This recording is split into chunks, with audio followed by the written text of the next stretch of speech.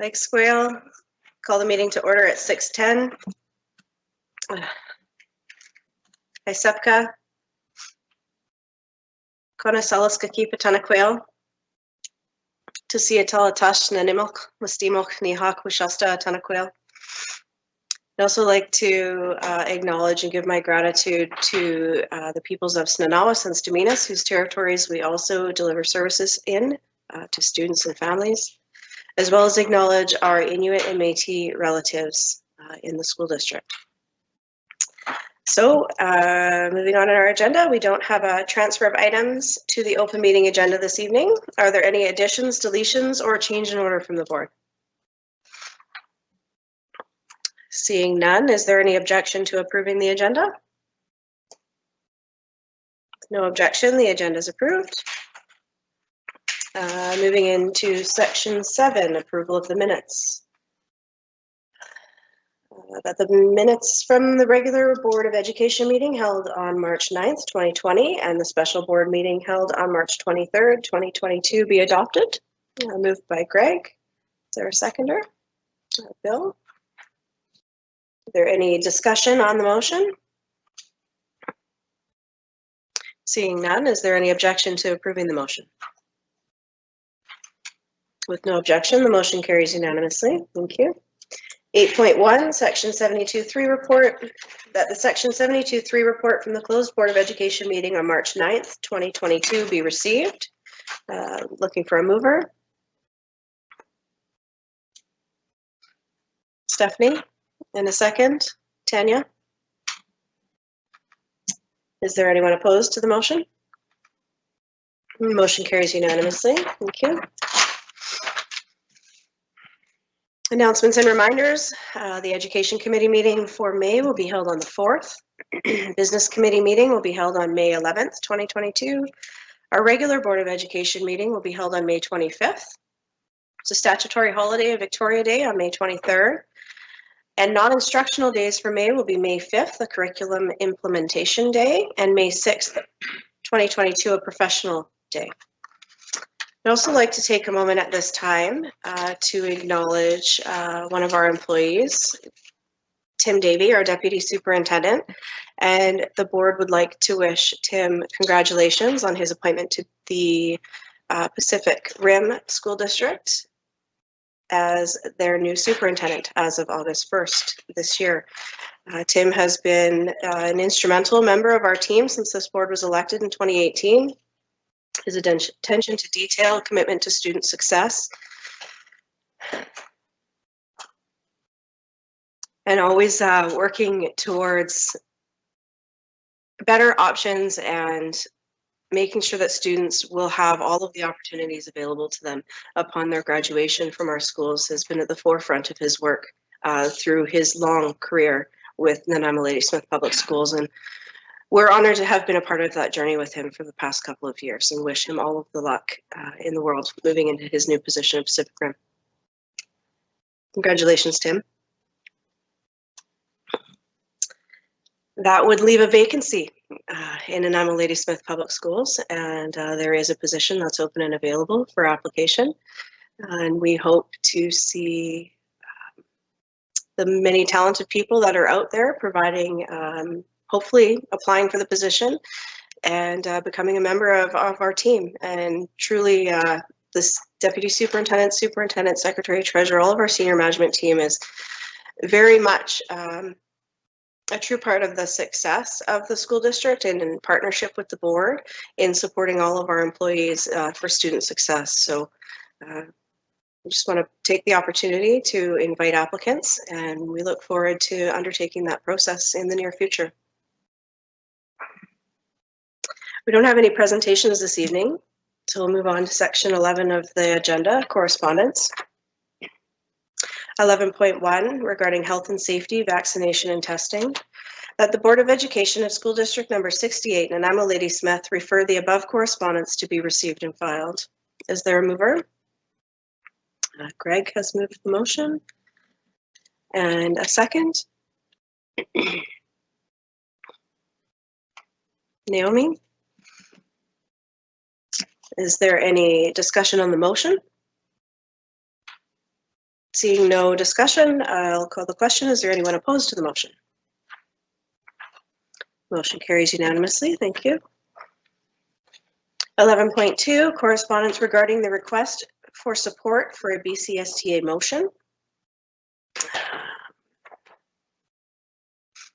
That the Board of Education of School District number 68 and Nanaimo Ladysmith refer the above correspondence to be received and filed. And we received a lot of correspondence on this item, but the reason behind receiving and filing the correspondence this evening is because the vote on the motion that received a lot of attention from the community happened over the weekend. And so we took all of the letters that we received into consideration at the past AGM at the BCSTA over the previous weekend. So is there a mover on the motion? Stephanie's moved the motion. And second? Greg? Thank you. Any discussion on the motion? Stephanie? Just to let everyone know that the motion passed overwhelmingly with 93% in favor of the motion at BCSTA's AGM. So. Great. Thank you for that update. I appreciate that. Seeing no other discussion or comment, I will call the question. Is there anyone opposed to the motion? With no one opposed, the motion carries unanimously. Thank you. So moving on to 12.1, committee reports. We've placed Department of Learning Services regarding operational update discussion continued. So the Education Committee meeting this month was filled with an abundance of information and presentations from our staff members, and trustees wanted to continue that discussion this evening. And so what I will do at this time is I believe that we're just going to move right into questions and discussion based on last month. And with that, I'll open up a speakers list. Is there anyone that would like to pose a question first? Stephanie? Thanks. When you turn your camera on, you get to see when your hair is standing on the top of your head. I sent in a number of questions ahead of time, so I'm not sure if those were going to be included in or if we did. Let me just read them from a piece of paper. Okay. Okay. So I guess we'll start out with what I thought was interesting was when I brought up the student learning survey data from the district review story, you had different numbers than what were in the district review story about, are there 2 or more adults that you feel you care about at the school? So can you talk to me a little bit about the difference in the numbers that you had? And I think you talked about how if you take into account people who didn't answer the question or people who didn't know or something like that, that made a difference. And so I'm just wondering what accounts for the difference between the stats that you gave and the ones that are in our district review story. Yes. So, sorry, trying to bring up a document here. Camera's on, mic's good.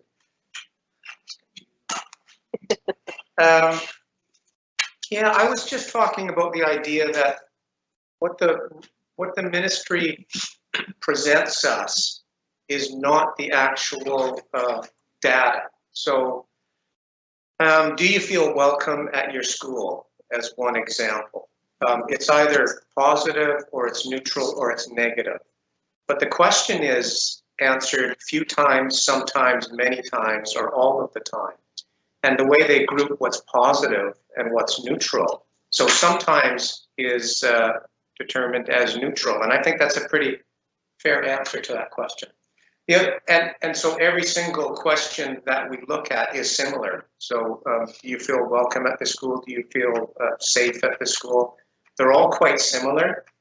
And I'm just suggesting that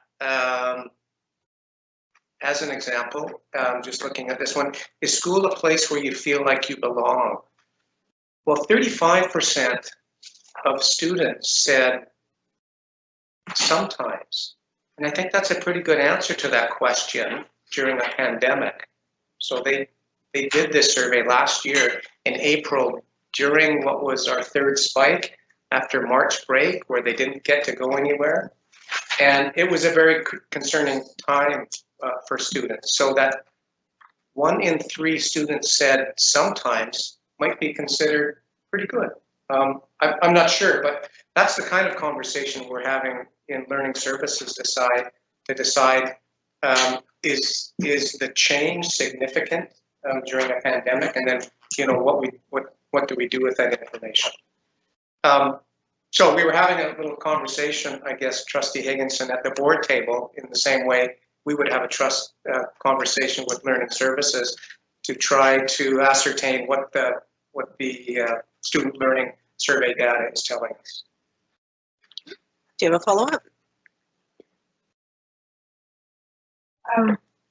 Well, I guess then the question would be, when I look at the district review story and I look at the data that's there, we don't see growth over the years in those questions. We see them being like this, the statistics are quite stagnant, except for in a couple of areas where there's either growth or significant, or actually some interesting declines. So I wonder what it is that we use to monitor the success of the implementation of the strategies we heard about at the meeting, the education committee meeting at the beginning of the month. We heard some really interesting information from the Forest Park, Pleasant Valley, thank you, about a survey that they did with their students. And so I'm wondering what we do to monitor the implementation of wide strategies on how students are feeling, whether they're feeling connected. We know these are important growth factors. Yeah, sorry, can you just repeat the question? Well, so when I look at our district review story data, It doesn't show growth. It doesn't show improvement in a number of areas. It shows stagnation. And even if you like, I'm going to cancel out 2021. I think it's such an anomaly that it's really hard to understand. So if we cancel out that year, then we don't see a ton of growth. And in some cases, we actually see a decline in students, thinking that there's adults who care about them, whether they feel welcome. So hearing from you that there's some tricky nature of the data from the way that the ministry asks students to report it, what is it that we use to monitor the implementation of our district-wide strategies on student wellness and how they feel safe and connected at school in order to make sure that they are in fact successful?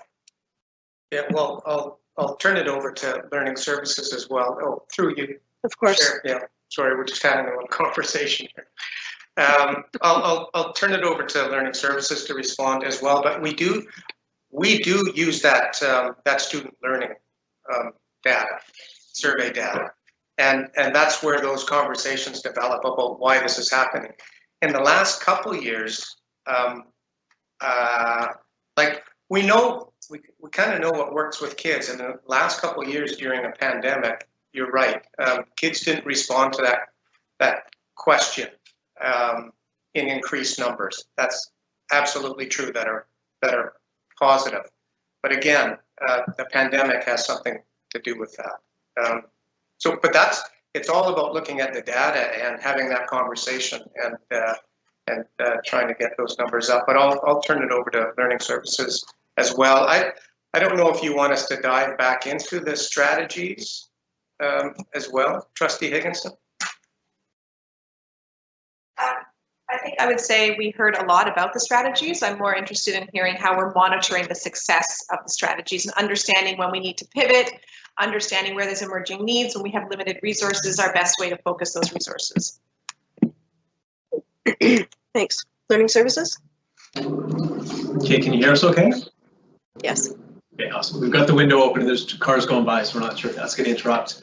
I think one thing I'll contribute is regarding the student learning surveys is that although at the district level, we can't disaggregate the data, schools can for some questions. So some questions are designed to allow schools to look at which students answer that way. So for example, do I have 2 or more adults that believe in me? That is a question that schools can look into the data. And so if there's 6 students in a grade that answered that on a survey question, they can determine who those 6 students are and either talk to them directly or talk as a staff to say, these are students who have not answered this question in a way that says they feel like there's adults looking out for them. Other questions are masked intentionally so that students can answer honestly. So questions around, do I smoke tobacco? Do I drink alcohol? Even a question of, do I feel safe at school is one that's been asked, so that students can say, I want to let school know I don't feel safe, but I don't want anybody knowing that I answer that way. So some things they have access to and some they don't. And we encourage schools to ask those questions, and that's one of the things that our school leaders are obviously interested in, which of our students are answering this way. And that includes things like, I'm getting better at reading, or I'm learning about local First Peoples culture and traditions, so that they can identify which groups of students are answering those ways. Thank you. Do you have a follow-up question? I think that was your follow-up question, but. Well, I appreciate hearing how we can interpret the data, but what I heard was that the data is problematic as a method of monitoring success. So I'm wondering what we do at the district level to monitor the success of the implementation of our district-wide programs.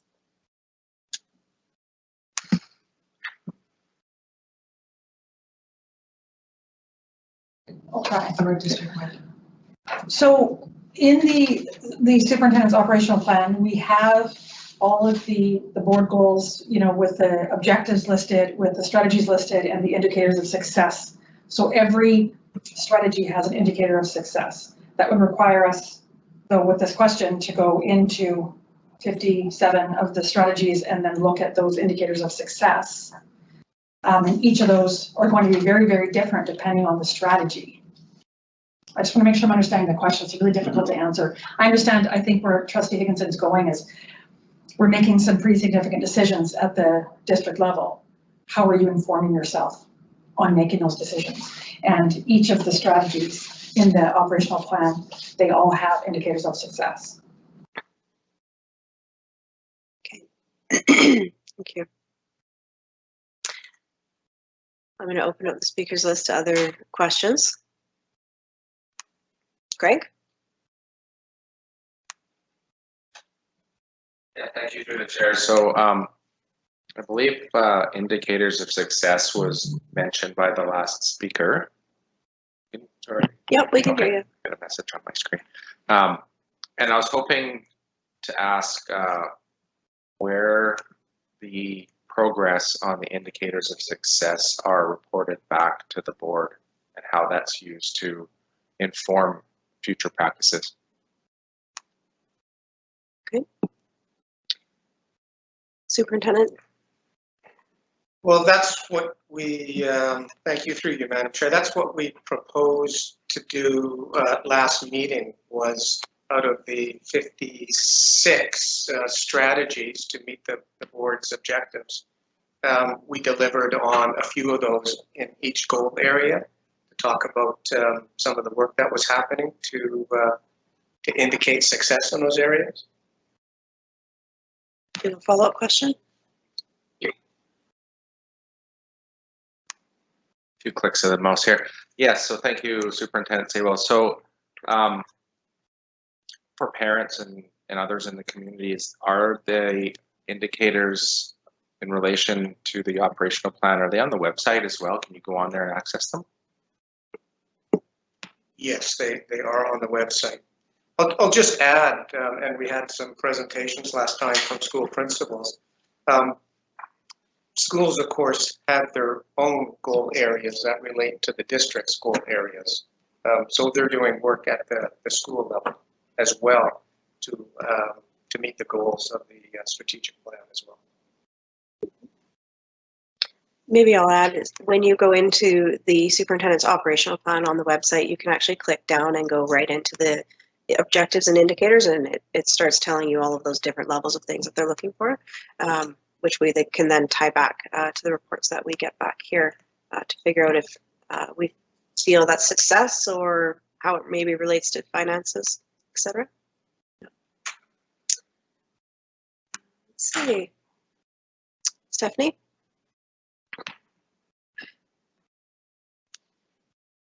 Okay, I'll try another question. How on the student learning survey, and I think Assistant Superintendent Balcom, you sort of indicated this a little bit, but do we have the ability to disaggregate the data? I think you said yes. So that we can have a better understanding of the trends of students who are feeling safe or who aren't feeling safe or who aren't feeling connected to 2 or more adults in the building, so that we can better target resources to specific subsets of students if there are trends amongst the students and how they're answering those questions. Send that into learning services. Yeah, so for most of the questions that are surveyed, the answer is yes, we can disaggregate it. Some of them, which I mentioned around, drugs, alcohol, how do I feel about myself? Do I feel safe? Some of them we cannot disaggregate. So if you go to access which students responded in which ways, you can't do that. But for the one indicator you mentioned around are there 2 or more adults that believe I'll be successful, that is one of the ones that we can disaggregate. We can determine who answered which way on those questions. Follow up? Sure, so just drilling down onto what we can disaggregate. What I heard from you is that we can sort of see the student, but can we actually say, like, can we disaggregate by ethnicity, by race, by gender, by, do we have? No, it sorts, it lets you determine which students responded which way. That's it. It does not pair. There's no filters. So we can't say of the students who said they don't have 2 or more adults that believe in them, how many of them have been children in care or how many of them are male, female, indigenous. The only information you get is the names of the students. So that the school would see these are the 2 or 3 students who responded this way. And then we'd have to take that information and go into other sources of information to determine, whether or not we're talking about a group of students that might be our children in care, for example, which we monitor. Thank you. Thank you. Good information on that one. I didn't recognize that was a bit of a gap in the ministry survey. It's important information to be considering. Other questions? Go ahead. Okay.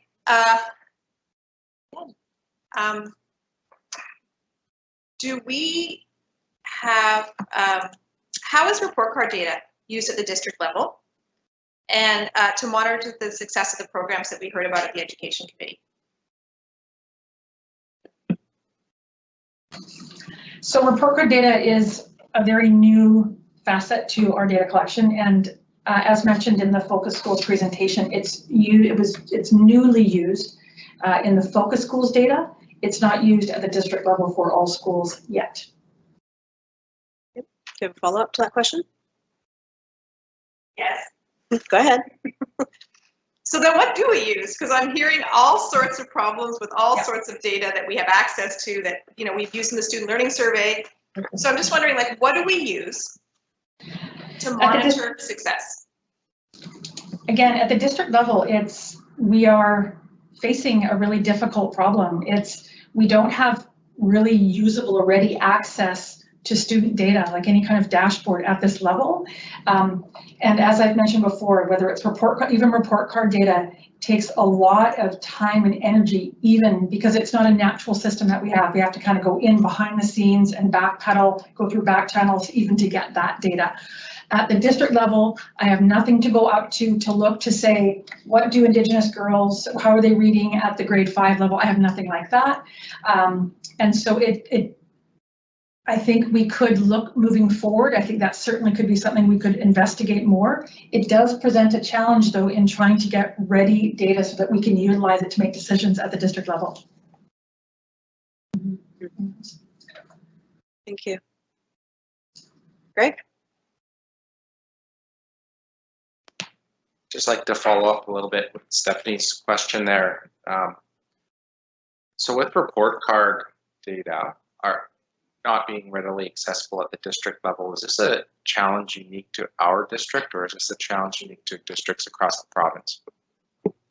Way further ahead. This is a problem, a challenge for all districts. The ministry is working on a dashboard model that's a little more interactive through Power BI. I think we've mentioned that before, where it does allow us to draw all of the ministry data, including report cards, FSA, numeracy, literacy, children in care, like a lot of data sources together into an interactive model that allows us to use more filters and do things. So as Assistant Superintendent Tate was saying, to be able to say, what are the relationships between report card comments, or report card results, and another filter of Indigenous, another filter girls, another filter children in care, and to be able to build profiles for our learners and identify areas. But right now, those sources are in different places. So this is not a uniquely NLPS challenge. This is a challenge that when we're on ministry calls around data, they're working to try to provide that service to all districts.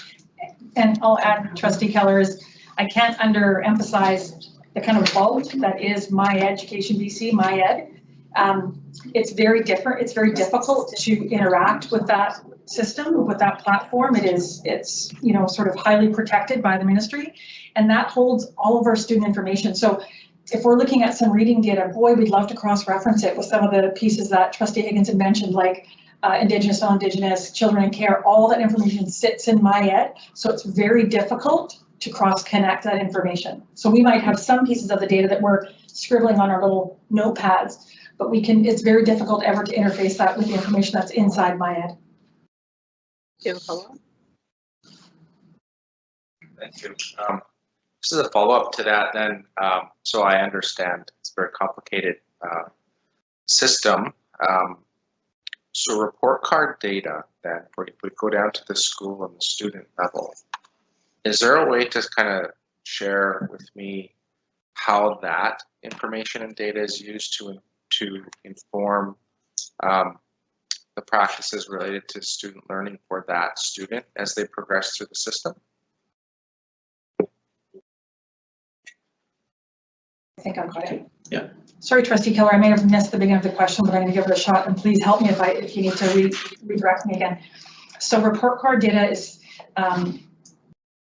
mostly summative, meaning that we'll get a snapshot in the middle of the year, and then we'll get a summative report card at the end of the year. So are you asking if we use that data to inform instruction throughout the school year? Chair, so I think what I was hoping to be able to understand a little better is how report card data is used to support students as they progress through our system. At the school individual level. Cautionary, said you. Yeah, I'll jump in a bit there because I think, you know, throughout the year, teachers are using their classroom-based assessment all the way throughout the year to inform their practice of where they need to go next. And the report, sort of the ongoing communication of student learning that goes home, is hopefully informing parents and how their children are doing, but it also continues to inform. When we hit the February progress reports, again, that's a communication to parents, and it lets us know. As a school-based principal, when I read through those, it gives me a chance to see how trends are in classrooms. You know, when I read through, I'm seeing how a class is doing. It lets me know whether or not we need to look at various different supports need to go into that classroom, or do I need to get in there more as a principal, or those pieces. But again, how does it inform your practice? That's what a classroom teacher is going to be doing with that formative assessment. At the end of the year, or as you're getting closer to the end of the year, when you're looking at your school goals, you're going to take a look at what are the trends that are showing. You're looking at the street level data. What are the teachers telling you about what they're seeing in the classroom? Which grades and which pockets of students are needing to have the intervention with the IST teachers or with counselors and child and family support workers. And you look at report card data. So you're looking at so many various different pieces to set those goals and move forward. Report card data being one part of it, but often it's a case of taking a look at it at school level. Thank you. So I have follow-up question to something Dawn said about the dashboard that's being created at the ministry level. You mentioned a whole bunch of different things that are going to be included in there, but the one thing you didn't mention, and so I'm just curious about, is there an intention to include student learning surveys data in that dashboard? I believe there is. I'm not 100% sure. I know that the request often goes to the ministry because we send information down to the ministry. The ministry sends a report back to us, and then we send different information down to the ministry, and they send a different report back. So the request often is, you have all of the data, can you please put all of it into a report that allows us to filter and use it? So yeah, the student learning survey is a piece of information the ministry collects. And so we're hoping that, yes, that'll be an additional piece, which would be able to say, you know, I would ask the question of those students who identify saying, you know, I don't have 2 or more adults that believe in me. I would ask a whole bunch of questions. Did they also say they don't feel safe at school? Did they also say, are they also meeting or not yet meeting on their FSAs? You know, all of those questions that spring from that question around what does that response to saying I don't think there's 2 adults that believe in me, what else can we ask about that student to build a profile so that we can say students who say that typically also, you know, have these outcomes or have these, you know, report card, all of that stuff that the ministry has. So we're very hopeful that it'll come. The demonstrations we've seen it's very robust. It looks very promising. Great. So I guess I would just follow-up comment, I suppose, is just to express my appreciation for the consistency in providing that feedback, because that's how we create change. And often those are different pieces that we don't necessarily see at the board, but to know that you guys are advocating for that as well to make your own jobs easier, but also to allow us to be more accountable on those things is appreciated. So thank you. Questions? Stephanie? Thanks. I love that bouncing ball that you just explained, Assistant Superintendent Belko, of how hard it is to get information that exists on students that we serve. I find that fascinating. And Laura, I will also agree with you on MyEd, because my friend accidentally registered her kid for school in Abbotsford when she was trying to get their report card. It is not user-friendly. So I just wonder then, and I heard you talking about what the ministry is adapting and developing, and that's wonderful. I'm wondering from the perspective of the board, are there things that we should do? Do we have policies in place that block the ability for us to have access to data? I think about all that wonderful assessment data, the NLPS screeners that we've developed that are unique to our students in our classrooms, in our context. Do we have access to that information? Wouldn't it be wonderful to be able to have that information at a district level, to be able, like, if we do have it, great, to be able to make these types of decisions? I think about our FSA participation rates and how if we have so little access to data, how important participation rates become in this particular assessment. So I'm wondering if there's things from the Learning Services team or from our superintendent and our senior team that we as a board should be looking at, policies or practices that we should be looking at that would help you have access to more informative data to make sure that our strategic goals that we've set for you are actually successful. I don't mind just starting off with the MyEd bouncy ball thing. I think many districts around the province have created data warehouses on their own because the ministry data or MyEd wouldn't provide that information. So, you know, assessment data on reading that we collect. The hope going forward is that the ministry will provide a kind of a one-stop shop for all data, and then MyEd will become that conduit to go down. So we'll use, MyEd has lots of functionality that districts have not been using, and we can upload our data into MyEd if it's going to go down to the ministry and become part of a bigger data set and come back to us. So right now we do collect stuff and store outside of MyEd and the ministry, and we would love to be able to be inside everything at the same time. You have a follow-up? What about screening questions? I just, the follow-up would be on the, do we get access to the screener information when we do those early years, the assessments early in the year? Does the district have access to that information? And Just ask it. Which The reading assessment? Yeah, the NLPS reading screener. Theoretically. Theoretically. Yeah, theoretically, we have access, but we don't utilize that. Thank you. Thank you. Maybe I'll just share Sure.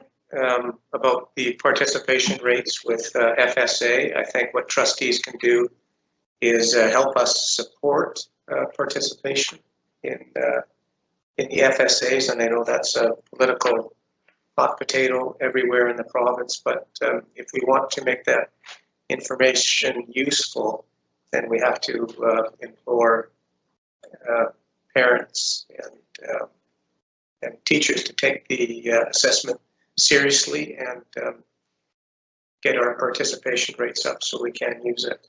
The last thing I'll say about data is, the last thing, but another thing, and then that's it.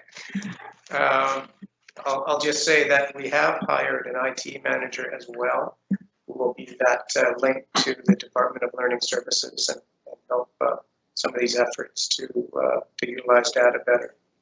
And of course, the ministry has been working on some platform for some time now, and we look forward to one day where it's available. Okay, thank you. I have a question related to what you just said, Scott, around FSA participation rates. The trends have been significantly up and down over the years. That being said, historically, when the participation rates were higher on those FSAs, was that data informative at the time to decision making? Absolutely. Okay, thank you. Any other questions? Stephanie? Thanks. I will, I guess, make this my last one. So I guess my question on all of this is leading into our budget. What, and maybe this is a takeaway question that will be part of the Learning Services presentation, but what are the emerging trends that we as a board need to be aware of in order to ensure that we're focusing our resources in the most strategically advantageous place? And what measures are being utilized to identify those areas? And my reason for saying that is that we will hear from a lot of people about a lot of things that they want or they think are important. And so what we have to do when we're sitting at the table during budget is wade through all that information. And what I hope to hear from is, you know, people want more of this particular service or more of this particular service. And what would be really great to hear from our learning services team is like, look, we know that these particular kids need help in this particular area, and this is how we are proposing to make sure that there's improvement in that area over the course of the next school year, so that it helps us be really focused with the numerous requests that we get. I don't mind kind of starting off broad. I think this is probably something we would want to kind of bring back. A broad theme through the pandemic has been all students need to have their needs met, and it's not a one size fits all. And so I think our holistic approach is we need to support all of our teachers and EAs and support and bus drivers and everybody to be as compassionate as they can, as understanding, and to meet all the needs of our students. So that's kind of been a broad theme. It's that tier 1 level support. If I do something that's really good for one student, I should be doing it for all. So there's that broad, you know, I think, and teachers around the system, all the adults have embraced that, right? Everybody wants to do better, so there's a strong commitment there. And then as we dig down around our more complex students, learners who have maybe struggled and we haven't met their needs as well as we wanted to during the pandemic, we have a little bit more specific, and I think Director Steele wants to talk about one specific thing. Yeah, well, a couple of specific things, actually. Yeah, I always have a list. So one piece that we definitely have noticed is that we have an increased number of students, very complex, tiny people, many of whom have autism. You know, the pandemic has been an incredibly challenging time for families with kids with really, you know, specific, diverse needs. Not only was school kind of a weird place the last couple of years, but community-based therapeutic programs haven't happened, playgroups haven't happened, in-home intervention hasn't happened, therapists haven't been at home doing physical therapy with kids the way they would have. So we are seeing that, I mean, we had a whole generation of little kindies come in this year, none of whom had had typical preschool experiences, and some of those kids really needed those opportunities for socialization and practice in a group setting and just not being around 24/7, right? So, you know, we're seeing tiny people that need lots of help. We're seeing across the board kids with diverse needs needing some support. And school teams needing some support. We've had lots of conversation around compassionate learning systems this year, and it is really clear that if we don't take good care of the grown-ups who are taking care of kids, we can't do what we need to do for our kids. So we are looking at some specific tier 3 structures at the elementary level in particular around a really intentional realignment of the work inclusion support does with elementary outreach, and then some additional staffing beyond that to support some of our kids with some very complex and individualized care and support that they're needing. And I think the work around trauma-informed practice across the system is really, really key, because many of our kids who've had a challenging couple of years also have parents who have had a really challenging couple of years. So the notion that we're all in it together and we have to wrap around each other has never been more important. And so I think some really intentional steps in those directions to shore up our families and our kids and our school teams are also a critical piece of some of this. And I do think our kids with chronic health needs and autism have been more significantly impacted than some of our other children in the last couple of years. They have such specific needs that rely on such specific interventions that is a worry. That it is a worry for, some of the things we see at schools. Our staff are working super hard with some really structured, individualized programming, and it's not enough everywhere right now. It's really, really tricky. So that is definitely going to be a huge area of focus moving forward. Through the chair, if I could add. Of course. That's a really good example of the whole data conversation that we're attempting to have here. It's not something necessarily that we have quantified in a database that we can show you at the moment, but through the team with our many interactions, we work so closely with our principals on multiple levels here, and we've got inclusion support teams. So over time, in that particular case, the elementary part of learning services are very familiar with each of the, say, 7 children that Director Steele is speaking to, for example. So in that case, that's the data that we're looking at. We're looking at those 7 students. We're looking at incident after incident and all those bits and pieces. And it's that information that we use to then plan differently, and where the acknowledgement of this activity is coming to us. So we therefore need to strategize differently. That's a really good example of something that might not be so scientific or quantitative. Well, and I think another really important data point for Kirsten and I right now is we're engaging in conversations all over the system. We're calling it a file review, and we are going in and looking at files of students with intensive behavior support needs and chronic health needs right now. But that's not really what we're talking about when we're at the table. I mean, sure, we're looking at the files, we're making sure we're compliant, talking about our record keeping and all of that stuff, but school teams are being really open about the things that are working, the things that are not, the places where they feel support and capacity building would be really beneficial for their team, individual children and families that they're really, really worried about and they want to do some problem solving and brainstorming around. And so all of that is amassing into a whole pile of narrative data that's helping us capture the story of what's going on in our system and for our families and kids right now. And so I agree that the quantitative data tells part of the story, and it's super important. And I'm really looking forward to a time when the ministry dashboard helps us pull some of that really efficiently. But that will always have to sit beside all of these other pieces, because it is really complex and there are many layers. And it is, at the end of the day, about individual kids and their journey in our system and whether we're able to provide for them what they need. So that was an incredible answer, Superintendent. Maybe I'll just add that this Learning Services Department is talking about reconnecting and recovering.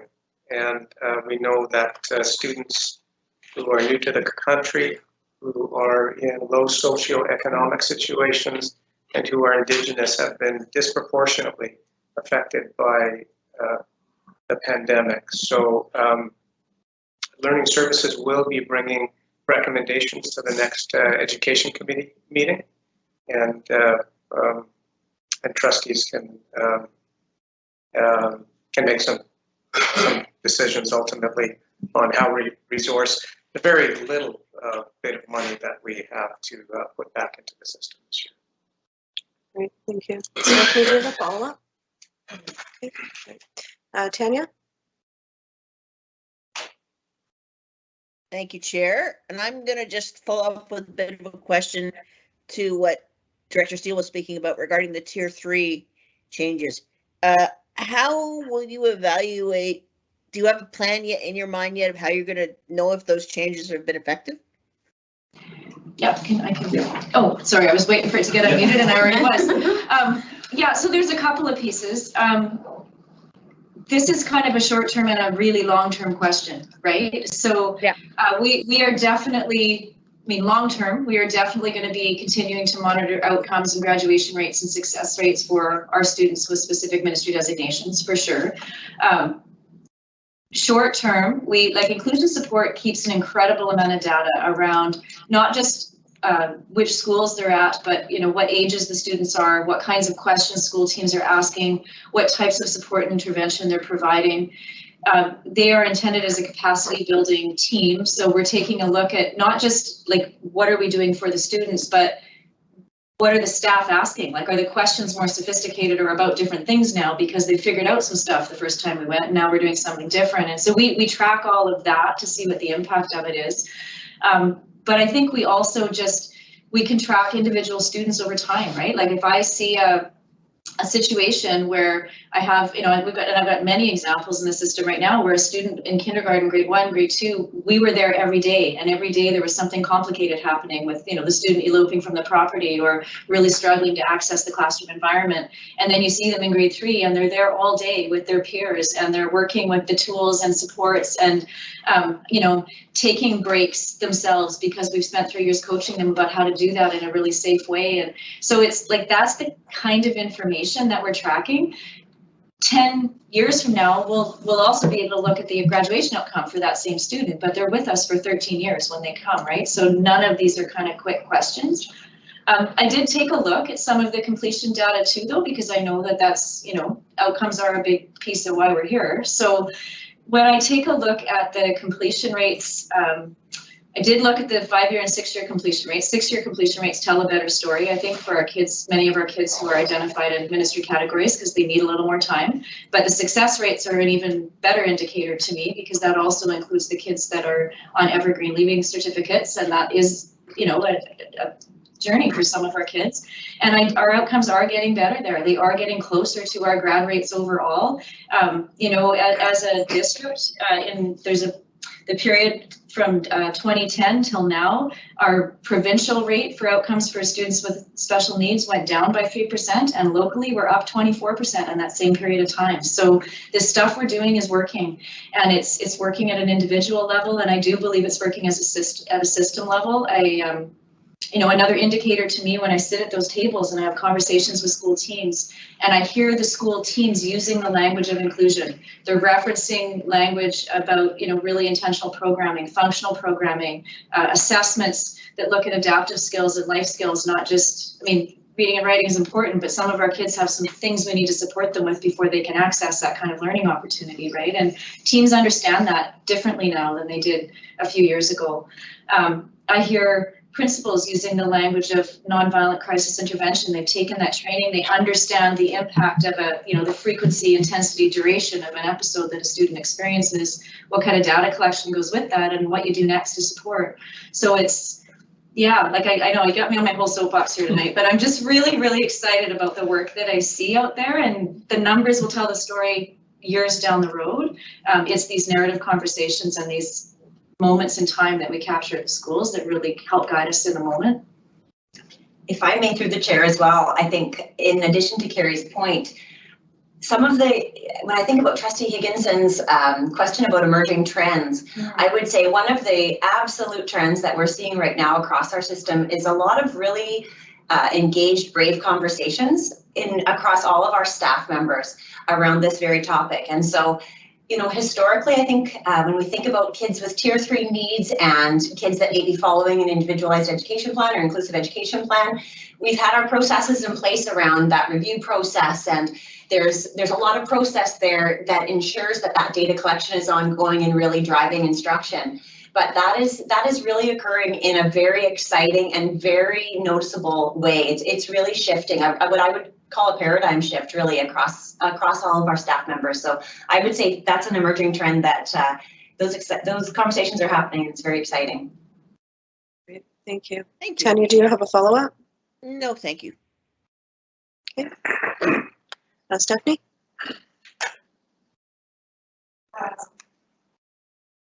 Thanks. I know I said it would be my last one, but someone brought up information that made me go to the district review story. So here's my question now on our data in our district review story. We can go, I'm assuming, you're in grade 4 in 2016-17, then you're in grade 7 in 2019-20. And when I look at that information, in almost every category where you're in grade 4, by the time you get to grade 7 in the same category, they've all dropped 73 to 70, 64 to 57, 55 to 39. And numeracy, our numeracy results are concerning on our FSAs. So I'm wondering what do we think about the fact that over time students are, we're not seeing interventions from this. This is what I see when I just look at these numbers, these very high level numbers. Interventions we may be applying at the grade 4 level don't seem to be having an impact by the time they get to grade 7. And then I'm also concerned about what we see when we look at those numeracy, both at grade 4 and at grade 7 across multiple years. I don't mind just jumping in for a bit here, and I'll be speaking a lot more to the FSA data next Wednesday at the Education Committee meeting. But I do want to just note, and it's actually coming right off of the ministry document in regards to the data, and they're indicating that because of the curriculum transformation, any of the content and item information from the FSA was significantly revised October 2017.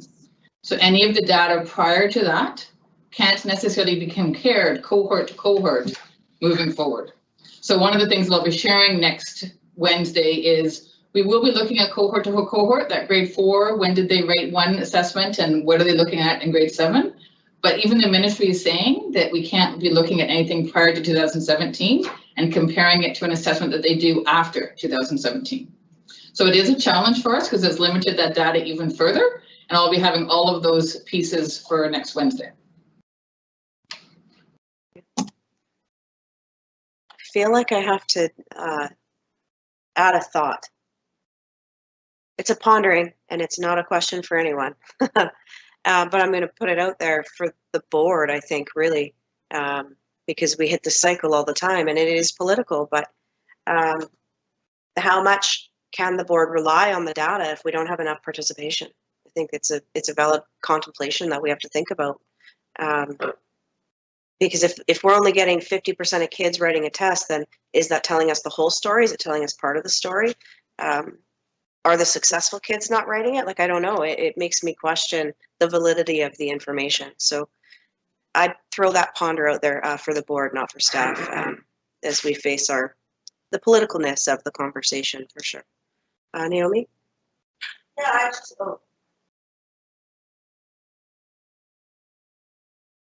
just wanted to sort of, Stephanie was sort of leading into this a little more. And I know that the data has been like refuted in terms of comparing the same cohort group 3 years later.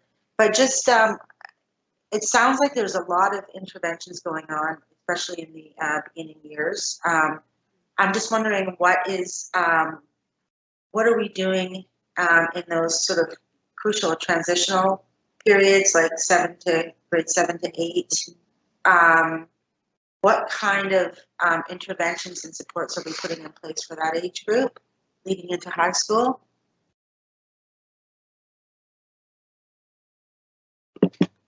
Just give everybody a minute to shift gears. I'm ready when. What all schools do generally, and then we can get more specific. Okay, so we should have been huddling up with the microphone. We thought we'd just start broad and then go narrow and specific. So we do have transitions from grade 7 to grade 8. So all of our feeder schools have staff that share information with the high school, and that processes are reviewed annually and trying to share best practices and improve on those processes. So that's the grade 7 to grade 8. We also have transition from the K-9 program into the graduation program. So we often speak of being graduation program ready, so the readiness for our grade 9 students as they head into grade 10. knowing that, you know, if you start grade 10 and are not successful in earning credits towards your 80, it doesn't show up statistically, because you go from grade 9 to grade 10 to grade 11, and then all of a sudden you don't make it to graduation. But the indicators are there in grade 9 that they're not ready to go into grade 10 and be successful. So there's an intervention area for schools to work on. But we also have more specific programs and ideas around transition. So I'm going to turn it over to Jackie and Carrie to talk about that transition piece. So there's been a lot of work done, of course, in the tier 2, 3, which I'll leave for Director Steele or Director Robinson to speak to. We are looking right now at the grade 7, 8 transition right across the whole spectrum. So for all of our students. So we have a learning coordinator who we brought in just from March till the end of June to go out to our schools, collecting information on what are we doing for our grade 7, 8 transition, what's happening, what are the practices, what did we do before COVID, what are we doing, what did we do during COVID, what do we want to keep, what do we want to get rid of, what do we want to start to improve that transition process and have it be more consistent. But it's also along the continuum of tier 1 to 3. So we want to make sure that not only is it a case of consistent around our district, but also right across the spectrum from our tier 1 to 3 students. What are we doing for all of them? Do you want to speak about the numeracy piece? Oh, sorry. Yes, thank you. And also one of the big pieces, of course, is around numeracy. And you know, Trustee Higginson brought it forward already. And that grade 7 to 8 numeracy math transition is a big one. And so we are, just today we started with a group of grade 7 and grade 8 teachers in meeting, and we'll be working extensively to be able to move forward. It'll be a soft launch to look at a formative assessment tool that we'll be able to use for our students coming into grade 8, so that our grade 8 teachers have a really solid sense of what the needs are for, you know, math / numeracy. And I say those two things slightly differently just because they are a little bit different. And so so we are working on that. Literally just met this morning, got a really positive response. A committed group of about 10 teachers, about 5 or 6 from grade 7 and the same from grade 8, coming together and having those conversations. Really rich dialogue, and we're looking forward to having a formative assessment tool moving forward. So then I can speak to the tier 3 piece a little bit. So we know that, you know, again, our kids with really complex needs don't have time to land and for everybody to sort of figure out what they're all about by the middle of October, right? We know that they need really intentional stuff day 1 or even before day 1 when they get there if they're going to be successful. So one of the gifts that we created during the pandemic, which we're realizing is something we probably could have used a long time ago, but we have it now, so we're really excited about it. We have created a 3-tier pyramid around transitions for students from grade 7 to 8. And so if you are a student without a whole bunch of additional needs, but you know, you're in grade 7 and then we want to wrap around you as you go to the high school as part of that community of grade 7 students that's moving on, here are the universal opportunities. Those are the things that Jackie was referencing that our transition coordinator is trying to surface consistency around across the system. We have lots of beautiful practice, but it's a little bit different at every high school right now. So we want to capture all of the best of what's out there and then put it together in a resource that comes with a little bit of a timeline so we can work with high schools moving forward in a more consistent way across the system. At tier 2 and 3, kids need different things, right? Like sometimes just going to the school orientation visits with the rest of your grade 7 class isn't going to work. Either you're too nervous to do it that way, or your parent really wants to come and take a look at your equipment needs, or you just need 7 visits instead of 1 or 2. So we have created a bit of a slate of here's some opportunities that are available, and you can do more visits. You can do them with your parent. You could maybe go with a CYFSW. I know the year that I was at Lady Smith Intermediate, I had 3 boys that ate mac and cheese with Mr. Travers like 2 or 3 times in the month of May or June. We just walk up there at lunchtime, and that was partly about acclimating them, but it was partly about making sure the right people at the high school knew them by name when they arrived in September, right? We have built some social stories, both print-based and videos. So if children are needing to kind of understand more about the spaces in high schools and the people who can help them and how it all works with the timetable, they can learn that from a visit, but they can also watch the movie 15 times over the summer if they need to, because we've created these resources for them. The other 2 pieces that I think have been really, really invaluable for us, and they're getting used a lot more extensively now than they were a couple of years ago. The inclusion support team worked on, one is called a transition profile, the other is called a student questionnaire. So the transition profile is something that the elementary school teams complete around the needs and particular interests and strengths and things of a student in grade 7 who has additional needs. So it's more in depth and more personalized and based on domains in a way that the kind of general transition paperwork around, course selection and who are your friends kind of thing that, we do that for everybody. This is another layer that's more detailed. And along with that is the student questionnaire, which is actually an interview with the grade 7 student capturing their voice and their hopes and their worries for what's going to happen in grade 8 when they get to the high school. And we've asked the elementary teams for any children with tier 2 and 3 needs who we really need that much knowledge around at the high school. All of that gets bundled up and given to the school-based team chair at the high school by the last school day in May. And then the idea is that the high schools in June, even for, some of these kids will be designated and it'll be really easy to identify the case manager for next year. For other students, they don't have a formal designation, but we still need them really connected to an adult right away. So we're asking the high schools to indicate who their point person is. If it's not going to be a case manager, who is the adult whose name the parent knows in June, so they know who to reach out to in September, that the grade 7 teacher knows in June so that they can kind of connect with each other in the fall if they need to. And so high school, school-based teams are wrapping around that package of information in May and June to make sure they're reaching out to families and offering these extra opportunities and things. So I think the combination of some common practices plus really focused things for tier 3, it is making a difference already. We know that some kids who have really complex transition needs have already been to the high school several times. Equipment has already been ordered, things like that. So it's a work in progress, but I do feel like we've made some real gains there in the last 2 or 3 years. Work in progress. Sounds like you've undertaken a lot of work so far, which is astounding. Naomi, do you have a follow-up question? I kind of do, but it's just a little off of what we're just talking about. But I just saw a presentation this morning by the Diamond Foundation's organization that gives out charitable money, and they had these statistics, and one of them today I saw was 0 to 17 years of age in our city. 21% of kids from 0 to 17 years of age are living in poverty. So I was wondering, and probably some people already know this answer, but seeing as I'm just new here, how are you, obviously you are being confronted with this in your department, what sort of measures are we doing to deal with the poverty issues?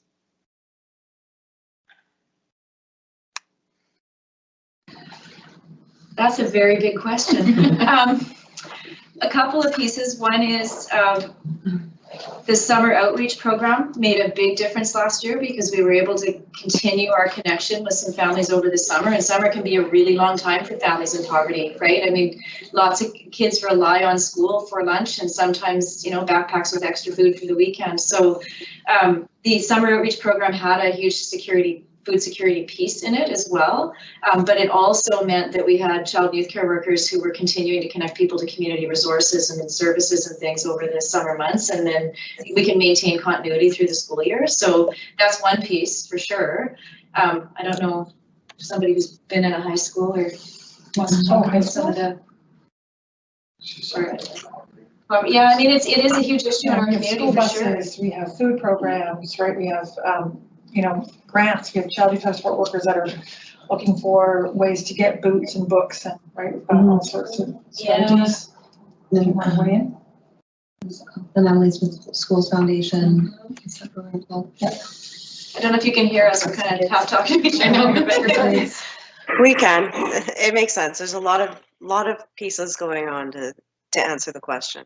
Yeah. If we had a bit more time, we could come up with something a bit more comprehensive, but we really tackle poverty every single day in different ways depending on the school. But I mean, everything from providing transportation to schools to the Anomalies with Schools Foundation and, fill lockers, sometimes it'll be an individual situation with a child where somebody will find them some boots or some gym jams or buy them a new, pair of jeans or what have you. So it really runs the gamut, yeah? It does. Yeah, or stores like Georgia Avenue has essentially a store for kids to shop in to grab outfits, coats, boots, whatever we need for field trips, whatever's going on. That's quite common across a number of our schools. Many of our schools.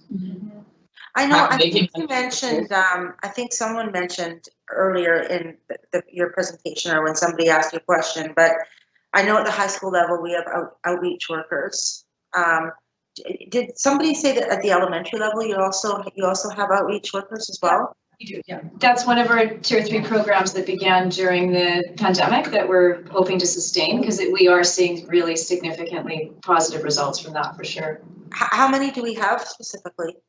At elementary? Yeah. The elementary team right now is a learning coordinator, a child and youth care worker, an EA who has the role of behavior interventionist, and then our transition coordinator is connected as well for the kids that are kind of straddling home and school right now, which is kind of, you know, the hybrid program we're calling it at the minute. She's supporting those kids. And then Lynn Brown, our manager of mental health and addictions, is very involved and has been overseeing that program really since the beginning. And that will parlay into the summer. So there's an elementary and a secondary summer outreach component as well. So I counted 4 people, right? And there's 21 schools, elementary schools?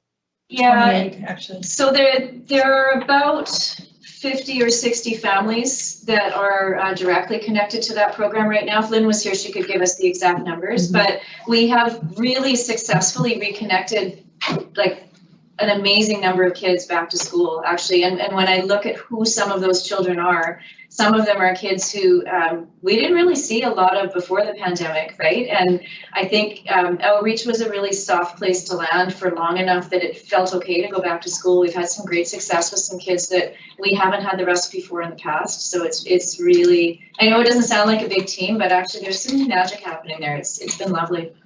Great. We've also done a lot of work at the school levels to have our school-based child and family support workers, administrators, teachers calling home to those families that aren't attending. And we did a lot of work on that last year, which has continued. Yeah, we try to connect them through the school first, and they have to go sort of through somewhat of a rigorous process in order for it to be transferred to the outreach program. Because at the elementary school, they run through the gamut of strategies to try to connect with those families who aren't connecting to school first. Thank you. So I think where I think we're going, Education Committee, budget time, is I think it's going to be important for the board to hear about those outreach programs connected to budget, in particular because we have asked the question last year around what is the impact of the outreach programs and how do we know we're succeeding? And I think the fact that our graduation rates significantly increased through a pandemic where we were all struggling. Every person in the system was struggling. We've been looking at this for a year now to figure out, did that connect? Is that a component of that connection? So I would suggest to the superintendent, it would be helpful during budget time to connect this particular strategy to our budget for us. In a meaningful way. I think that would be very helpful for the board. I don't think this conversation's over, and I appreciate the depth of answers that everyone's been able to share with us this evening. I'm going to wrap up this component of our agenda, not because the conversation's not interesting, but there's a bit more agenda to get through. So with my thanks and gratitude for all of the work and answers and thoughtfulness that you've put into sharing with trustees' questions this evening, thank you very much. All right. Now I will move on to 12.2, the business committee, and I'm pretty sure that Greg has his reading voice ready. Why, yes, I do. Sorry, I had to do it. I'm just going to navigate to the motion here. So bear with me as I read the motion as follows. That the Board of Education of School District number 68, Nanaimo Ladysmith, give all 3 readings of Capital Bylaw number 2022-2023-CPSD 68-01 in one meeting, and that the Board of Education of School District number 68, Nanaimo Ladysmith, adopt Capital Plan Bylaw number 2022-2023-CPSD 68-01. Whereas in accordance with section. Sorry. Oh, I went too far? I think that's too far. Okay. Yeah. I have a second from Tanya, so we're just going to do the 3 readings first. The gap's not big enough. Did you want to speak to the motion? Not other than to say that, just to thank staff for their report at the business committee meeting. Okay, thank you. I'll remind trustees that this motion needs to pass unanimously in order to move all 3 readings of the bylaw this evening. So I will call the question. Is there anyone opposed to the motion? With no one opposed, the motion carries unanimously. Go ahead, Greg. Carry on. Thank you. So second motion, please stop me if I go too far here. Whereas in accordance with section 142 of the School Act, the Board of Education of School District number 68, and I'm Lady Smith, hereinafter called the board, has submitted a capital plan to the Minister of Education, hereinafter called the Minister, and the Minister has approved the capital plan or has approved a capital plan with modifications. Now, therefore, in accordance with section 143 of the School Act, the board has prepared this capital bylaw and agrees to do the following. A, authorize the Secretary Treasurer to execute a capital project funding agreement related to the capital projects contemplated by the capital plan or the capital plan with modifications. B, upon ministerial approval to proceed, commence the capital projects and proceed diligently and use its best efforts to complete each capital project substantially as directed by the Minister. C, observe and comply with any order, regulation, or policy of the Minister as may be applicable to the board or the capital projects. And D, maintain proper books of account and other information and documents with respect to the affairs of the capital projects as may be prescribed by the Minister. Now, therefore, the board enacts as follows. 1, the capital bylaw of the board for the 2022-2023 capital plan as approved by the Minister to include the supported capital projects specified in the letter addressed to the Secretary Treasurer and Superintendent dated March 15th, 2022 is hereby adopted. This bylaw may be cited as School District number 68 Nanaimo Ladysmith Capital Bylaw number 2022-23 CPSD 68-01, read for a first time this 27th day of April 2022. Great, thank you. That's a long one. Seconded by Chantel. Did you want to speak to the bylaw? No, thank you. Oh, that's great. All right, is there any discussion on the proposed motion?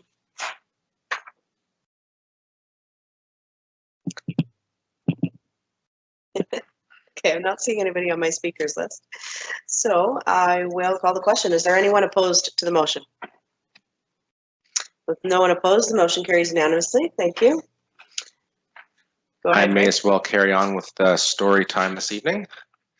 Second reading is as follows, that the Board of Education for School District 68 adopt the bylaw cited as School District number 68 Nanaimo Ladysmith Capital Bylaw number 2022-23 CPSD 68-01, read a second time this 27th day of April 2022. Thank you. It's been seconded by Stephanie. Is there any discussion on the motion? Seeing none, I'll call the question. Is there anyone opposed? No one opposed. The motion carries unanimously. Thank you. Looking towards me, Chair, I'll take this one, sure. That the Board of Education for School District number 68 adopt the bylaw cited as School District number 68 Nanaimo Ladysmith Capital Bylaw number 2022-23 CPSD 68-1. Read a third time and adopted this 27th day of April 2022. Great, thank you. It's been seconded by Elaine, and I will ask once again, is there any discussion? With no discussion, I'll call the question. Is there anyone opposed to the motion? With no opposition, the motion carries unanimously. Thank you. Thank you for doing all the reading. Moving on to 13, senior staff reports this evening. Mark Walsh, Secretary Treasurer, regarding Ladysmith CVRD school site acquisition charge. Thank you, Chair. So this evening is the finish line for our school site acquisition charge, I should say. There's one last step to go, but so the board will recall that Nanaimo, RDN, Lansville have already, we've had the bylaw to implement the school site acquisition charge. If you also recall that 60 days from the adoption of the bylaw is when the charges start to get collected. So we're in a couple of weeks, the board will start to see those charges. We did get a little bit of a later start working with Ladysmith and CVRD with respect to the school site acquisition charge. But we are now complete. Staff has presented to the city, or sorry, the town of Ladysmith, and the one step Ladysmith has not taken is they are still contemplating whether to apply the charge to developments of 2 doors rather than 4 doors. So the board has the jurisdiction to implement a school site acquisition charge to apply to developments of a building that's going to have 4 doors or a subdivision that's going to create 4 lots essentially.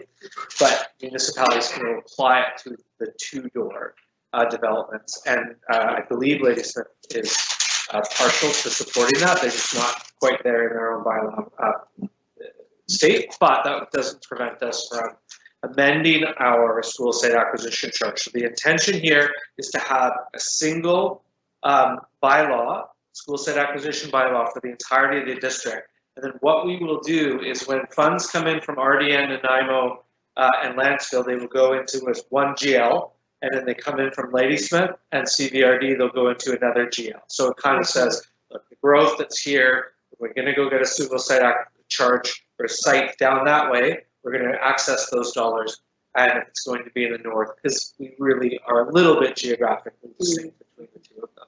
So the board passes this amendment this evening, means that 60 days from now, Ladysmith CVRD will also start collecting. And then it will be fully implemented, subject to whether Ladysmith is going to apply it to 2 doors or not. Good. Thank you. Do we have any questions?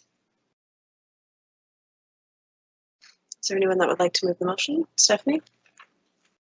I'm sorry, all these buttons. It's true. All these buttons you have to push. Delays you.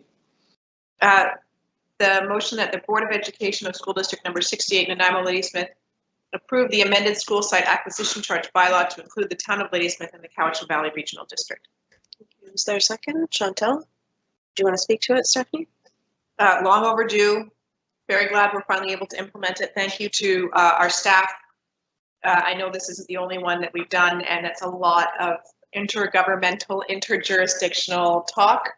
And I really appreciate our staff's work, but also the work of the other local governments who have implemented this on behalf of the students that we are all mutually serving. Thank you. Is there any other comment on the motion?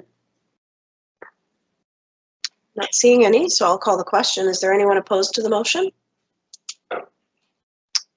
With no opposition, the motion carries unanimously. Thank you. Thanks, Mark. So our next senior staff report is from Tim Davey, Deputy Superintendent.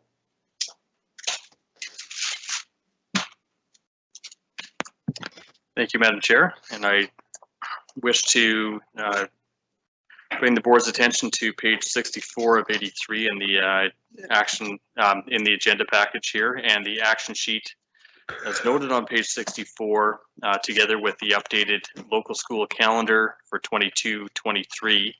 On page 65 of 83 recognizes the September 30th date as a National Day for Truth and Reconciliation and as a holiday and day of recognition for staff and students. So that's coming forward to the board this evening. Also, I'd like to provide a quick update on the calendar committee, and the calendar committee has started meeting and begun the process of creating a 3-year calendar beginning for 23-24, and this committee is committed to creating a school calendar through a transparent process that puts students first, considers the voices of all involved, and helps to improve student achievement and build confidence in public education. I look forward to continued work with this committee. So thank you. Do we have any questions? If there's no questions, is there someone that would like to move the motion? Naomi?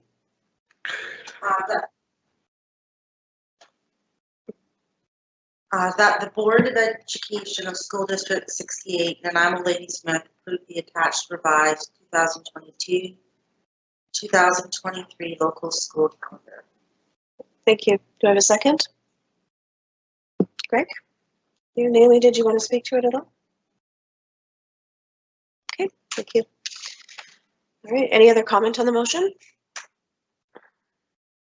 With no further comment, I'll call the question. Is there anyone opposed to the motion? With no one opposed, the motion carries unanimously. Thank you, Tim.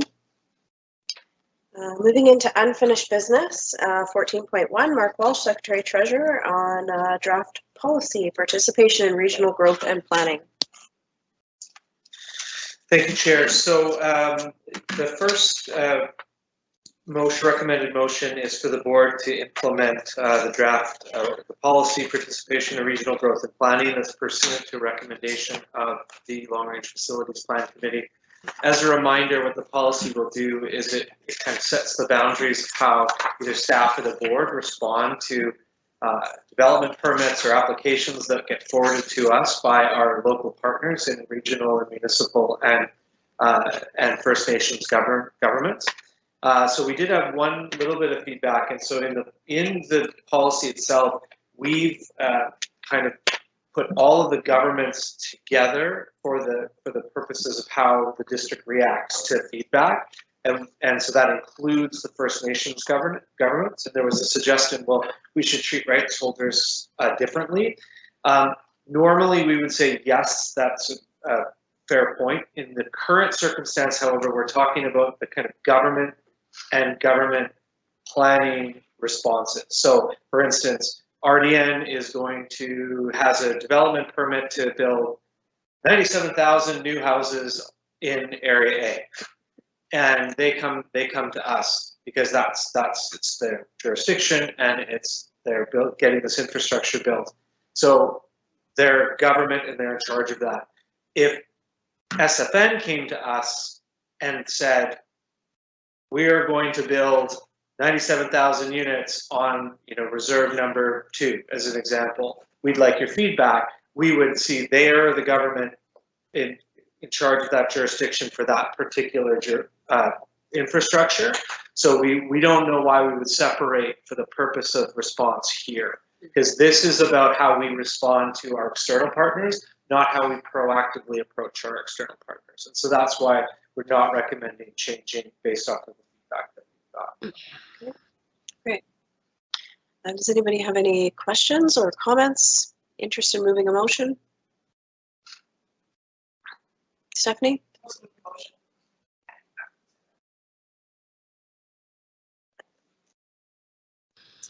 That the Board of Education of School District number 68, Nanaimo Lady Smith, adopts draft policy, participation in regional growth and planning. Is there a second? Chantel, did you want to speak to it? I just really want to reinforce my gratitude for the Long Range Facilities Plan and all the proactive measures that are in it. I'm thankful that we are being proactive with these types of things as opposed to reactive. And while it may seem to the public that we're reactive to the growth, population growth that's happening in terms of what we've seen from some other parts of the province, it's good that we're learning from other parts of the province and that we're being proactive in our approach so that we can be in a better position to respond to the growth that's coming. Thank you. Thank you. Any other comments on the motion? Okay, not seeing any, so I will call the question. Is there any opposition to the motion? No opposition. The motion carries unanimously. Thank you. 14.2, Mark, on draft revised policy 2.16, accumulated operating surplus and reserves. So thank you very much, Chair. And so I just noticed, actually, the recommended motion is not the motion We're actually going to recommend. There's going to be a slight change. So as the board may recall, the ministry is in the process of essentially having some guidelines on how surpluses are dealt with from school districts. And I want to be very clear that a surplus is a healthy thing, and the Ministry of Education recognizes that a surplus is a healthy thing for a board to be able to react to COVID, to be able to react to, you know, we don't have enough kids, or our international program doesn't work, and we've staffed for it, etc. And so, so a surplus inherently is a good and healthy thing. You don't want it to be too big. And so if we've got money left over beyond what a kind of reasonable buffer surplus is, the board and staff should know where those funds are going. So that's the ministry is kind of saying, we need transparency to our public to say, here's where the surplus, the various surplus pots that we have. So we had to talk about this at our business committee when this originally came up.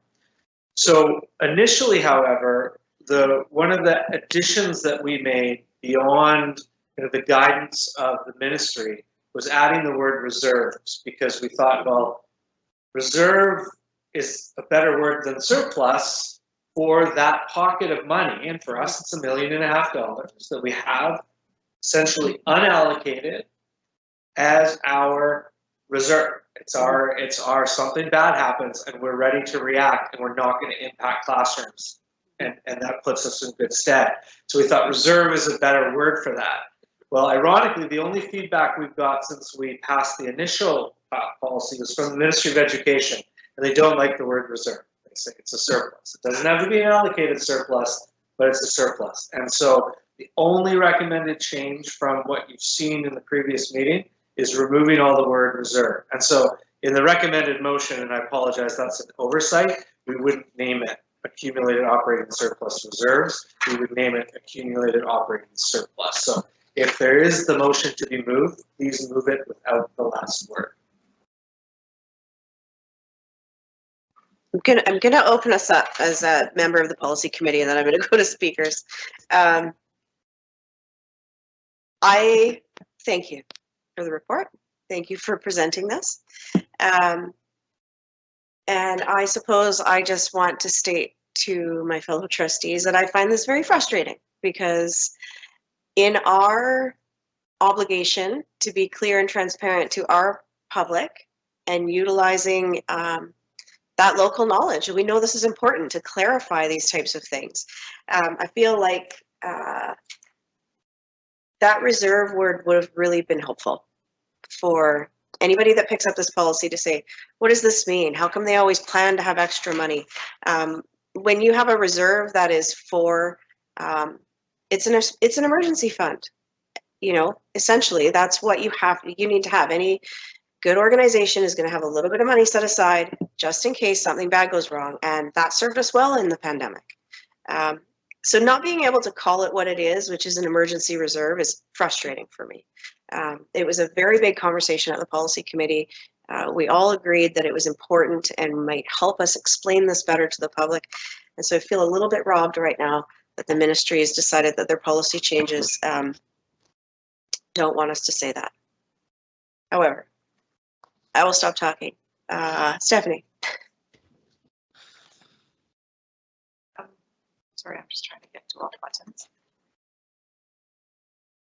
Is it, why, like, is it required that we take reserves out? I think the chair just had a, like, this is frustrating, because the whole point of this is to improve transparency, and the notion that surplus isn't contingencies or reserves is not transparent. So do we have to?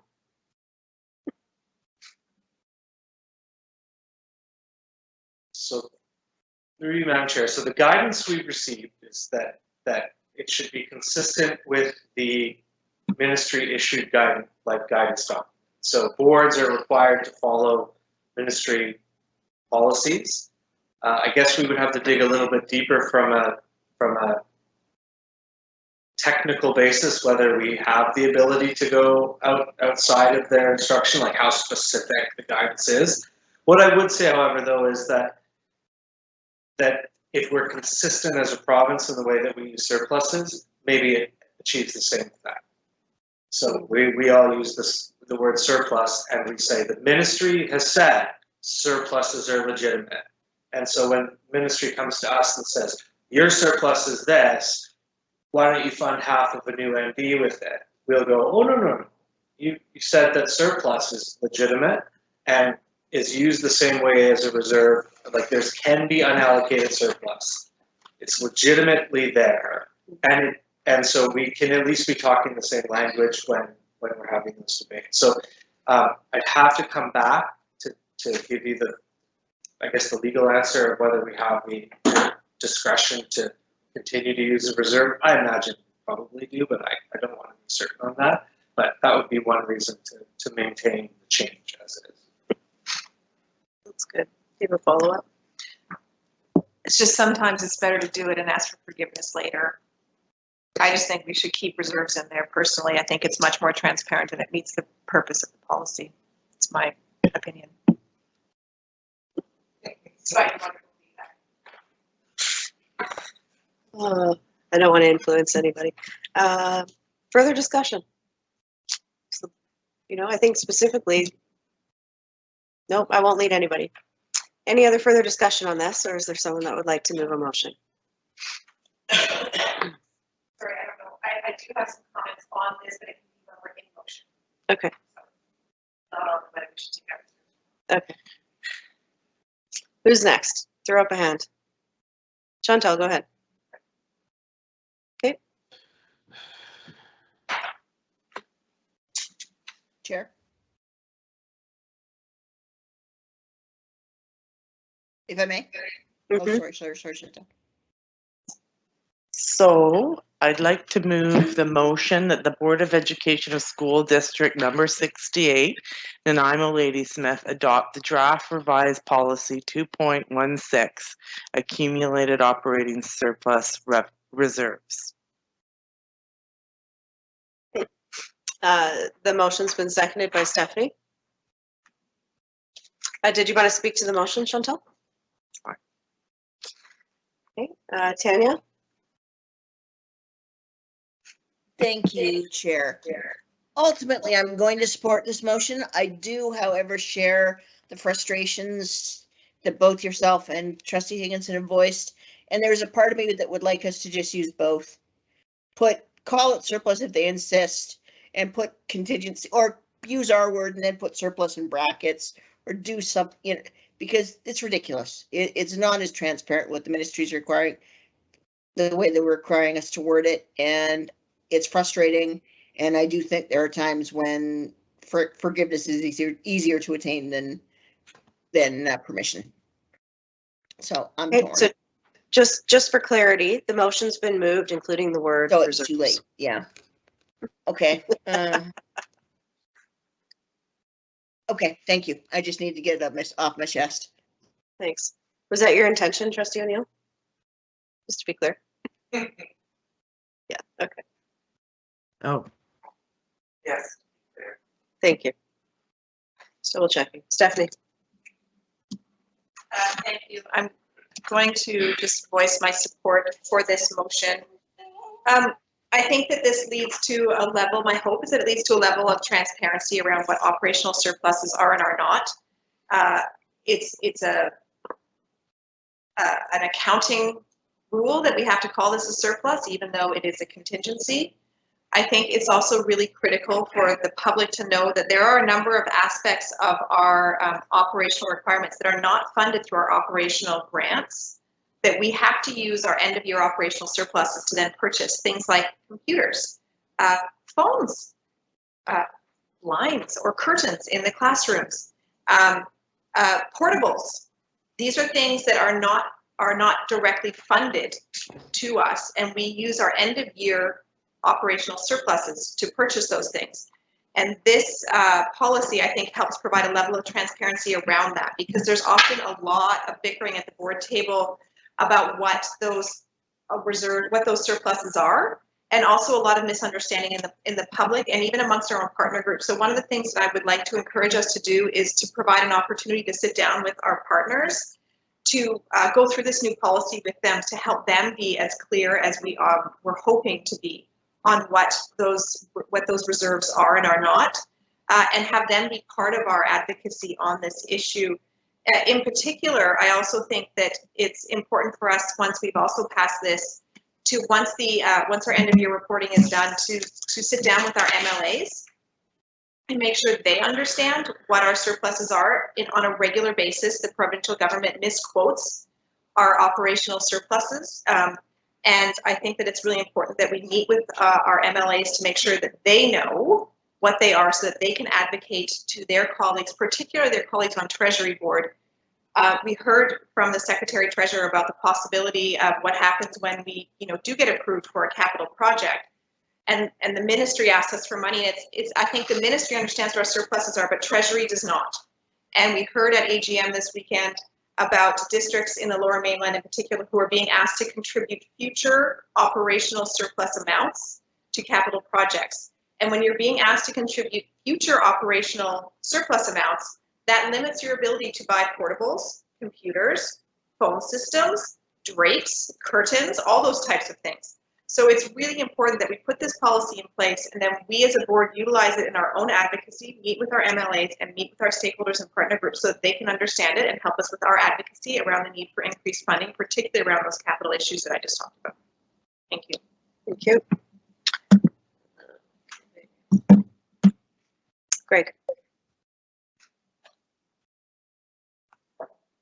Yes, thank you. I share the concerns that were raised so far on this topic this evening, and fully support and understand the importance of making sure that there's a full understanding of what we mean by surpluses.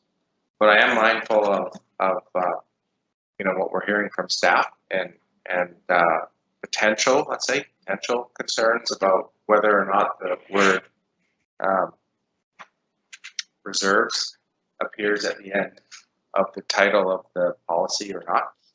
So I would like to propose a slight motion, or slight modification to the motion rather, that would help with my concern with respect to the motion, if I may, Chair. Go ahead and close the amendment. So I would just like to add brackets around the word, going back to my screen, reserves. Is there a second to that amendment? Well, Stephanie has seconded the amendment. Did you want to speak to it? Just quickly. So for me, it goes to address the concern over transparency that was raised without potentially, I guess, jeopardizing whatever risk may or may not be there. We're still using the title that that's been provided to us as guidance. So it's kind of a bit of a compromise I see, and it might still go to address some of the concerns with respect to transparency that I've heard so far, my own personal concerns. So thank you. Okay. Steph? I'm just going to say that I will support the amendment. And I think this is the power of the collective and the compromise and consensus.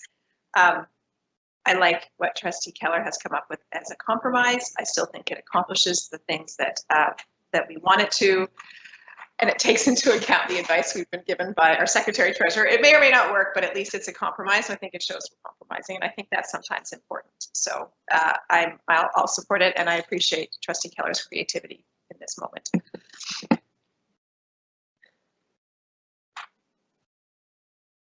I have a question for the mover.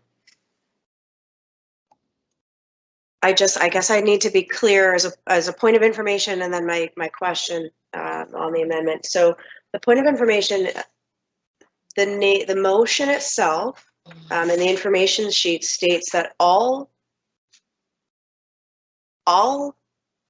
instances of reserves is removed from the policy. It's not just a title. That was the change that was made between the draft policy we went to public with and then what was brought forward tonight. So are we putting back just a title, or are we putting back all of the words reserves throughout the document? Yeah. I probably should have asked this of our original motion mover, but I'm asking your intention at this point point for the amendment. I can ask the other later. Thank you, Chair. So my intent with my amendment would be just to change the title for clarification. I think it goes a little bit beyond if we were to go back and change all the other instances throughout the document. I think we can still communicate the intent every opportunity we have when we discuss the policy and the budget going forward. Okay. Thank you. Okay, are there any other questions on the amendment or discussion? Pardon me. All right, I'll call the question on it. Is there anyone opposed to the amendment? So I have Bill is opposed to the amendment. Notation. Motion carries. Sorry. Be right back with everybody. Okay. Now we're back to the motion as very slightly amended. I have a question to the original motion mover. Was your intention just the title, or was it to replace the word reserves back throughout the document?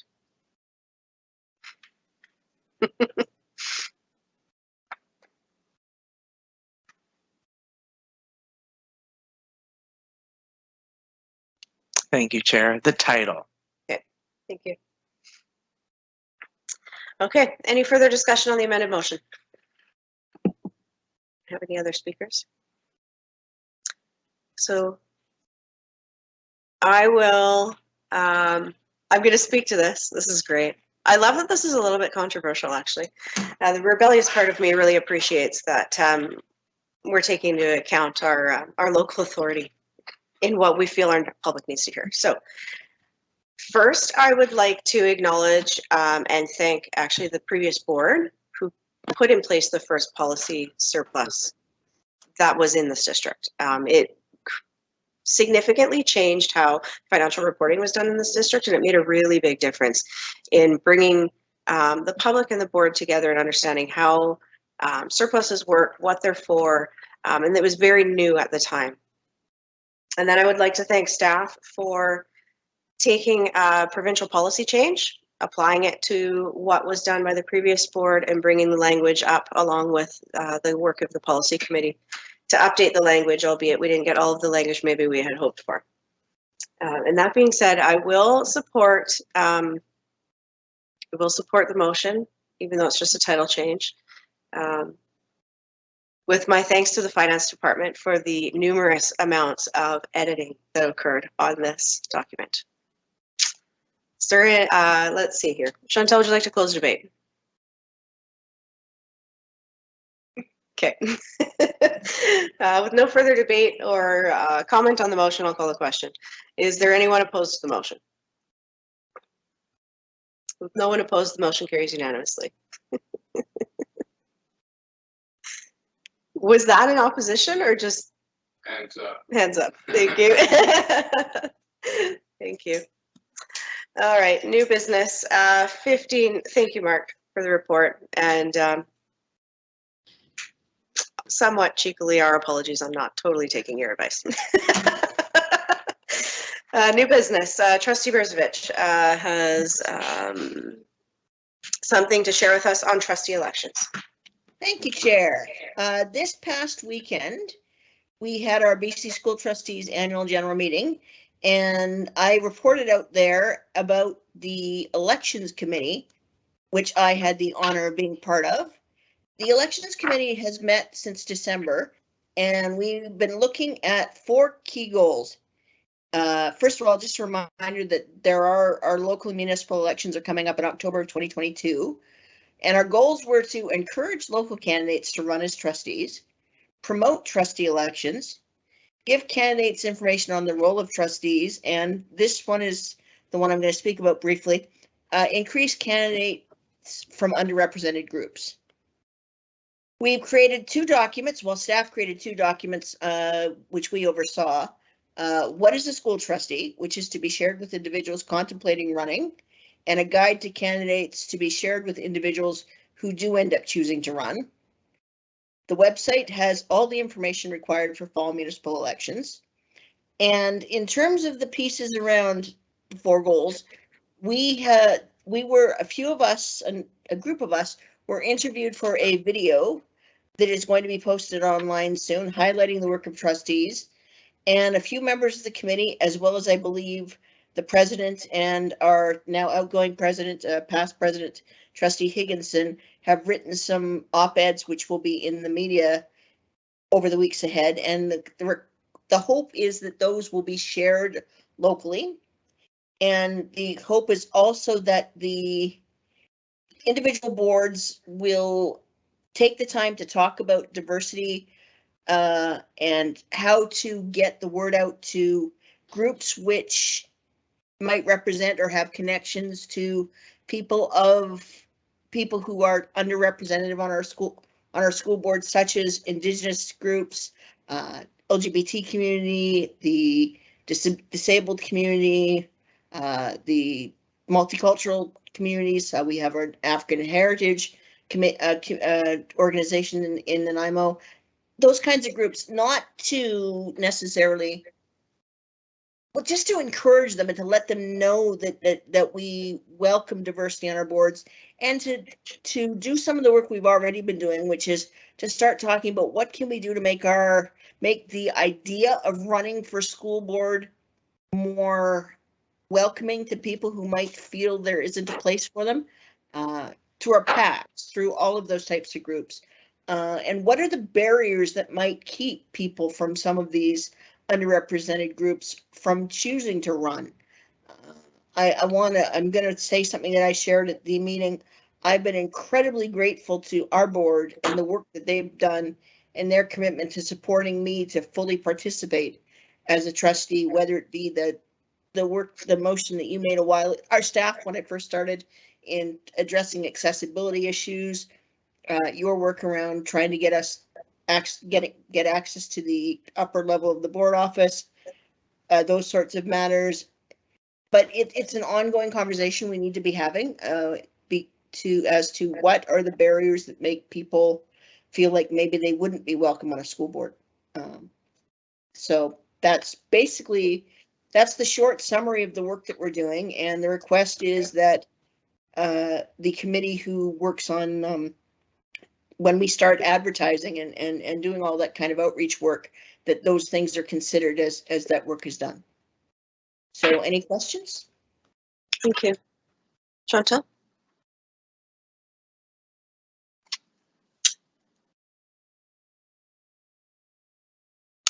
Thank you. Thank you, Tanya, for that report out. And I guess I'm just wondering, it wasn't clear to me, you referenced that there's some information on a website. What website would that be?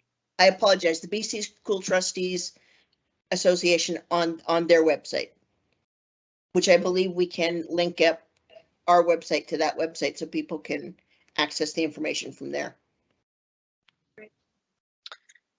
Thanks, Tanya. So I think perhaps what would be helpful, I know in the past we have been provided with that information and we've linked it previously in previous elections to make sure that we are providing public access to those documents. Sometimes people that might be interested might come to our website looking for that information.